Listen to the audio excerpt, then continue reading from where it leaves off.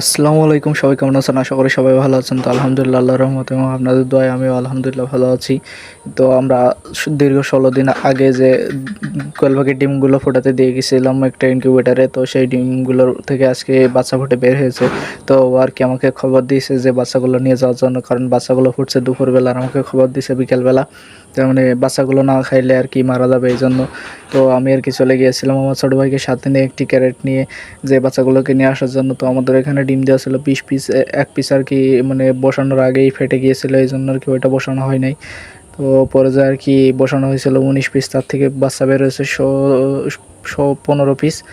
আর বাচ্চা হচ্ছে মানে 3টা ডিমের ভিতরে হওয়ার পরে আর কি ওই 3টা মারা গেছে, কারণ এখন আমাদের নিয়মিত বিদ্যুৎ মানে থাকছে না। খুবই মানে একটা দুঃখজনক বিষয় যে বিদ্যুৎ আসা যাওয়া করছে। আর একটা বাচ্চা হচ্ছে ফুটে নাই, কারণ ওই ডিমটা বড় হয়ে গেছে, এই জন্য আর কি ওইটা ফুটে নাই। তো এরপরে বাচ্চা নিয়ে আসার পরে আমাদের একটা বাচ্চা আর কি মারা গেছে। ওই বাচ্চাটা আর কি মানে এমনি আর কি খাবার গলায় বেঁধে আর কি মারা গেছে। তো নিয়ে আসার পরে আমরা প্রথমে তো ওদেরকে হিট দিয়েছি। তো আমরা 5 দিন মানে রাখার পরে তারপরে আপনাদেরকে ভিডিওটা দিচ্ছি। মানে 1 সপ্তাহ হয়ে গেছে আমাদের বাচ্চাগুলো নিয়ে আসা, তো সময়ের কারণে ভিডিওটা দিতে পারিনি। আর আমাদের বাচ্চাগুলো প্রথমত নিয়ে এসে রাখা ছিল আপেলের যে ক্যারেটগুলো আছে ওই ক্যারেটের ভিতরে, তো ওইগুলো ফাঁসা দিয়ে বের হয়ে যাচ্ছিলো, এই জন্য আর কি পরবর্তীতে আমরা বালতির ভিতরে দিয়ে দিছি। তো আমাদের খাবার নিয়ে আসা ছিল না, তো পোলট্রি মুরগির জন্য যে খাবারগুলো ছিল ওইগুলোকেই গুঁড়ো করে মানে ফিনিশ আকারে ওদেরকে দিয়েছি।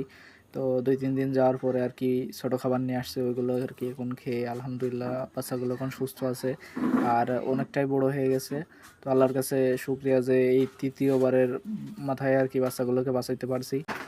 তো এরকম খামার রিলেটেড ভিডিও পেতে, পরবর্তী ভিডিও পেতে আমাদের মতিউর এগ্রো ফার্ম এই চ্যানেলটিকে সাবস্ক্রাইব করে রাখুন এবং বেল আইকনটি বাজিয়ে দেবেন, যাতে ভিডিও ছাড়ার সাথে সাথে আপনার কাছে নোটিফিকেশন চলে যায়। আর ভিডিওটি ভালো লাগলে একটি লাইক করে, একটি কমেন্ট করে, শেয়ার করে দেবেন। আর সবাই ভালো থাকবেন, সুস্থ থাকবেন। আজকে এই পর্যন্তই। আল্লাহ হাফেজ।